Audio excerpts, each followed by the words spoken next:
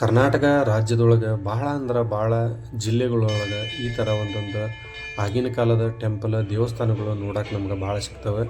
ಖಂಡಿತವಾಗಲೂ ವೀಕ್ಷಕರೇ, ಇಂಥವೆಲ್ಲ ಏನಾದ್ರು ಇದ್ರೆ ದಯವಿಟ್ಟು ತಾವು ಮಿಸ್ ಮಾಡಬೇಡ್ರಿ, ಹೋಗಿ ನೋಡ್ಕೊಂಡು ಬರ್ರಿ ಅಂತ ನಾನು ಹೇಳ್ತೀನಿ. ವೀಕ್ಷಕರೇ ನಮಸ್ಕಾರ, ನಾನು ನಿಮ್ಮ ಪ್ರೀತಿಯ DR ಬಸು ಟ್ರಾವೆಲ್. ಸ್ವಾಗತ ನಿಮ್ಮೆಲ್ಲರಿಗೂ ಹೊಸ ವಿಡಿಯೋಕ್ಕೆ. ವೀಕ್ಷಕರೇ, ಈದಿರೋದು ಚಂದ್ರಮೌಳೇಶ್ವರ ಟೆಂಪಲ್ ಅಂತ ಹೇಳಿ, ಅದು ನಮ್ಮ ಹುಬ್ಬಳ್ಳಿಯ ಒಂದು ಉಣಕಲ್ ಅನ್ನೋ ಗ್ರಾಮದೊಳಗೈತಿ. ಖಂಡಿತವಾಗ್ಲೂ ವೀಕ್ಷಕರ, ಈಗಿನ ಯುವ ಪೀಳಿಗೆಗಳಿಗೆ ಇದೇನಾಗ್ಬಿಟ್ಟೈತಿ ಅಂತಂದ್ರೆ, ಸೊ ಅದು ಅಫ್ಕೋರ್ಸ್ ಎಲ್ಲರಿಗೂ ಬಂದಂಥ ನೇಚರ್ ಈಗ ಬಂದ್ಬಿಟ್ಟೈತಿ. ಹಿಂಗೆ ಒಂದು ಟ್ರೆಂಡ್ ಏನಪ್ಪ ಅಂತಂದ್ರೆ, ಮದ್ವೆ ವೆಡ್ಡಿಂಗ್ ಶೂಟಿಂಗ್ ಈ ಥರ ಏನಾರ ಬಿಫೋರ್ 1 ವೀಕ್ ಇದ್ದಾಗ ಇಲ್ಲಿ ಶೂಟಿಂಗಿಗಾಗಿ ಮಾತ್ರ ಇಲ್ಲಿ ಬರ್ತಾರೆ. ಖಂಡಿತ ಅದು ಇಲ್ಲೇ ಅಂತಲ್ಲ, ಅದೊಂದು ಅದಕ್ಕಾರ ಬರಲಿ ಜನ ಅನ್ನೋವಂಥದ್ದೊಂದು ಭಾವನೆ ಭಾಳ ಐತಿ.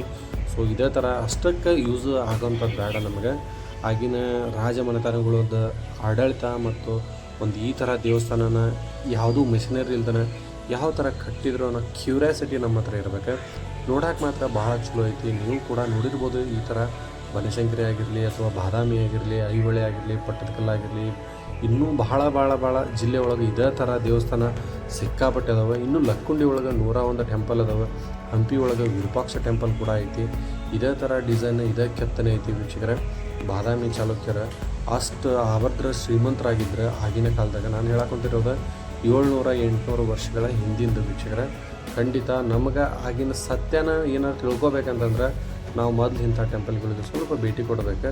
ಖಂಡಿತ ಆ ಕೆತ್ತನೆ ನೋಡ್ರಿ, ಅದೇ ಕಲ್ನ್ಯಾಗ ವೀಕ್ಷಕರ ಸೂರ್ಯನ ಬೆಳಕಿಗೆ ಎಷ್ಟು ನೀಟಾಗಿ ಹೊಳೆದು ಫಳ ಅಂತ ಚೆನ್ನಾಗಿ ಕಾಣಾಕೊಂಡೈತಿ. ನನಗಂತೂ ಭಾಳ ಖುಷಿ ಆಗೈತಿ ನೋಡೋಕೆ ಮಾತ್ರ. ಸೊ ಅದೇ ಥರ ನಾನು ಕೂಡ ನಿಮ್ಗೆ ವಿಡಿಯೋ ಮಾಡಿ ಶೇರ್ ಮಾಡ್ಕೊಳಕೊಂತೀನಿ. ಖಂಡಿತ ಈ ವಿಡಿಯೋ ನಿಮಗೂ ಕೂಡ ಇಷ್ಟ ಆಗೈತೆ ಅಂತ ವೀಕ್ಷಕರ ನಾನು ಭಾವಿಸ್ತಿದ್ದೀನಿ. ಆ್ಯಂಡ್ ಇದೇ ಥರ ಇನ್ನೂ ಏನಾರ ಅತಿ ಹೆಚ್ಚಿನ ಸ್ಥಳಗಳಿದ್ವು ಅಂತಂದ್ರೆ ನೀವು ಕೂಡ ಹೋಗಿ ಭೇಟಿ ನೀಡಿ ಅಟ್ಲೀಸ್ಟ್ ನಿಮ್ಮ ಒಂದು ಸೋಷಿಯಲ್ ಮೀಡ್ಯಾದಾಗ ಹಂಚ್ಕೊಳ್ರಿ. 4 ಜನಕ್ಕೆ ಪರಿಚಯ ಆಗಲಿ. ನೋಡ್ಬೇಕಂತ ಅನ್ಸೋವಂಥವ್ರು ಖಂಡಿತವಾಗ್ಲೂ ಭೇಟಿ ನೀಡ್ತಾರೆ. ನನಗಂತೂ ಭಾಳ ಇಷ್ಟ. ನಿಮ್ಮ ಊರಾಗ ಏನಾರು ಇದ್ದರೆ ಈ ಥರ ಇದ್ದರೆ ಕಮೆಂಟ್ ಮೂಲಕ ತಿಳಿಸ್ರಿ. ಖಂಡಿತವಾಗಲೂ ನೆಕ್ಸ್ಟ್ ಟೈಮ್ ನಾನು ಕೂಡ ಭೇಟಿ ಮಾಡ್ತೀನಿ, ಅಲ್ಲಿ ನೋಡಿಕೊಂಡು. ಆ್ಯಂಡ್ ನಾನು ಕೂಡ ಆ ಜಾಗನ ಎಕ್ಸ್ಪ್ಲೋರ್ ಮಾಡೋಕ್ಕೆ ಇಷ್ಟಪಡ್ತೇನೆ ಅಂತ ಹೇಳೋಕ್ಕೆ ಇಷ್ಟಪಡ್ತೇನೆ. ವೀಕ್ಷಕರೇ ನೋಡಿದ್ರಲ್ಲ, ಸುತ್ತಲೂ ಒಂದು ರೌಂಡ್ ನಾವೀಗ ಟೆಂಪಲನ್ನು ರೌಂಡ್ ಹಾಕ್ಕೊಂಡು ಬಂದ್ವಿ. ಎಲ್ಲ ನೋಡಿದ್ರು ನಿಮಗೆ ಇದೇ ಥರ ಡಿಸೈನ್, ಅದ್ರಾಗೂ ವಿಧವಾದಂಥ ಡಿಸೈನ್ಗಳು ಇರ್ತವೆ. ಆ ಬೆಲೆ ಕಟ್ಟಾಗ ಆಗದೇ ಇರೋವಂಥ ಮೂರ್ತಿಗಳು ವೀಕ್ಷಕರೇ. ಇವನ್ನ ನಾವು ಈಗಿನ ಕಾಲದಾಗ ಎಷ್ಟು ದುಡ್ಡು ಕೊಟ್ಟು ಮಾಡಿಸ್ತೀವಿ ಅಂತಂದ್ರೆ ಈ ಥರ ಮಾಡಿಕೊಡೋಕೆ ಮಾತ್ರ ಸಾಧ್ಯನೇ ಇಲ್ಲ. ಯಾಕಂದ್ರೆ ಆಗಿನ ಕಾಲದಾಗಿರುವಂಥ ಅವ್ರ ಬುದ್ಧಿವಂತಿಕೆ, ಅವ್ರ ಶಕ್ತಿ, ಈ ಥರ ಈಗಿನ ಆರ್ಟಿಸ್ಟ್ಗಳು ಅದಾರ. ಆದರೆ ಈ ಥರ ಅಂತೂ ಇಲ್ಲ, ಈ ಥರ ಡಿಸೈನ್ ಮಾಡೋಕ್ಕೆ ಸಾಧ್ಯನೇ ಇಲ್ಲ ಅಂತ ನಾನು ಅನ್ಕೊತೀನಿ. ಯಾಕಂದ್ರೆ ಆಗಿನ ನಿಪುಣರು, ವೇದ ವಿದ್ವಾಂಸರು ಪುರಾಣಗಳನ್ನು ಓದ್ಕೊಂಡು ಬಂದು ಈ ಥರ ಒಂದು ದೇವಸ್ಥಾನಗಳನ್ನ ಕಟ್ಟಬೇಕಂದ್ರೆ ಸಾಮಾನ್ಯದ್ದು ಆಗಿರಲಿಲ್ಲ, ಭಾಳ ಕಷ್ಟಕರವಾಗಿತ್ತು. ಬಟ್ ಈಗ ನೋಡ್ತಾ ಇದ್ರೆ ನಮ್ಗೆ ಖುಷಿ ಆಕೈತಿ. ಸುಮ್ಮನೆ ನಾವು ಬರೀ ಇದನ್ನು ಫೋಟೋಕ್ಕೆ ಶೋಕಿಗೆ ಮಾತ್ರ ಸೀಮಿತ ಆಗಿ ಇಟ್ಕೊಂಡದಂತ ನನಗೆ ಅನ್ಸಾಗೋದೈತಿ. ಅದೊಂದು ನಮ್ಮ ಉದ್ದೇಶ ಆಗಿರಬಾರ್ದು.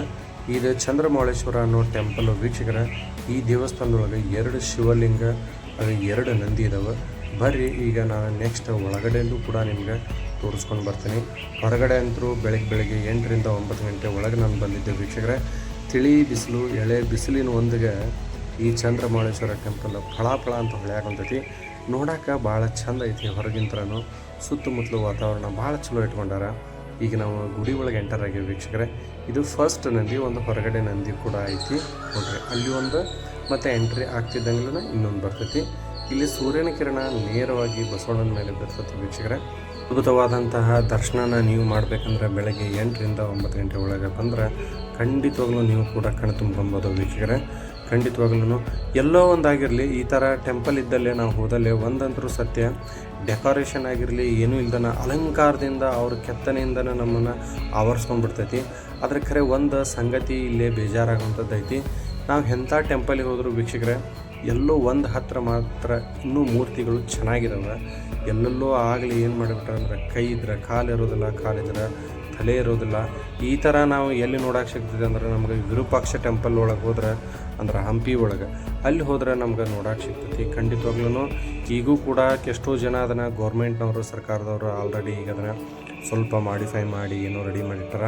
ಅದರ ಮೂರ್ತಿಗಳನ್ನು, ಭಗ್ನ ಆಗಿದ್ದ ಮೂರ್ತಿಗಳನ್ನು ಸಾಧ್ಯನೇ ಇಲ್ಲ ಜಾಯಿಂಟ್ ಮಾಡಿ ಏನೋ ತೋರಿಸ್ತೀನಿ ಅಂತಂದ್ರೆ ಅವುಗಳನ್ನು ಉಳಿಸ್ಕೊಂಡು ಹಿಂಗಿದ್ವಿ, ಈ ಥರ ಇತ್ತು ಆಗಿನ ಕಾಲ ಅಂತ ಹೇಳ್ಕೊಳಕ್ಕೆ ಮಾತ್ರ ಏನೋ ಒಂದು ಸ್ವಲ್ಪ ಅದನ್ನು ಕವರ್ ಮಾಡಿಟ್ಟಾರ ವೀಕ್ಷಕರೇ. ಅದಂತರೂ ಸತ್ಯ. ಒಳಗಡೆ ಟೆಂಪಲ್ನಾಗ ಈ ಥರ ಭಾಳ ಅಂದ್ರೆ ಭಾಳ ಕಿರಣಗಳಂತ ಬೀಳುವಂಥ ಜಾಗ ಅದಾವೆ.